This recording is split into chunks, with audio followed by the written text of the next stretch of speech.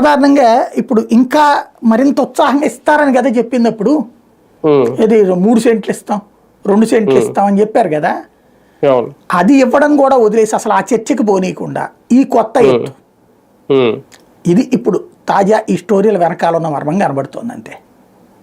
అంటే నిజంగా ఇందులో టెండర్లు కూడా తక్కువ కోట్ చేసి తర్వాత ఎక్కువ వసూలు చేశారు, ఇవన్నీ రాసుకొచ్చారు కదా సిమెంట్ స్తంభాలకి ఇవన్నీ. అంటే మధ్యలో గుత్తేదారులు ఏమన్నా తినేసి ఉంటారా? ఆ లెక్క ఏమన్నా ఇప్పుడు వీళ్ళు బయటకు తీస్తున్నారా? జగన్ తెలియకుండా ఇలాంటి ఏమన్నా జరిగినాయా? బేసిక్ గా ఆ రోజున ఒక సిస్టమ్ ఉందండి, టెండర్ పిలవటం, ఆ తర్వాత ఆ టెండర్లకు సంబంధించి మళ్ళీ దాన్ని ఏమంటారు స్క్రూట్నీకి పంపించి రివర్స్ టెండరింగ్ చేయటం, అంటే లేరు అక్కడే పూర్తయిపోయింది. ఆ తర్వాత జరిగితే ఏం జరగాలి? ఇప్పుడు ఫర్ ఎగ్జాంపుల్ అమరావతి ఆ రోజుల్లో కట్టడానికి ఒక బిల్డింగ్కి 300 కోట్లు అనుకుంటే ఇవాళ 500 కోట్లు అవుతుంది. ఎందుకని?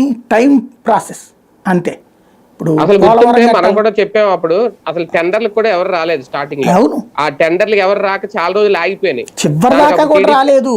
అప్పుడు టీడీపీలు కూడా రేజ్ చేశారు, ఎవడో రావట్లేదు అది ఇది రకరకాల ఆప్షన్స్ ఇచ్చారు. అప్పుడు మెటీరియల్ మేము ఇస్తాం, లేకపోతే మీరే కట్టుకోండి, లేదంటే మేము కట్టి, ఇలా 3 రకాల ఆప్షన్స్ కూడా ఇచ్చారు.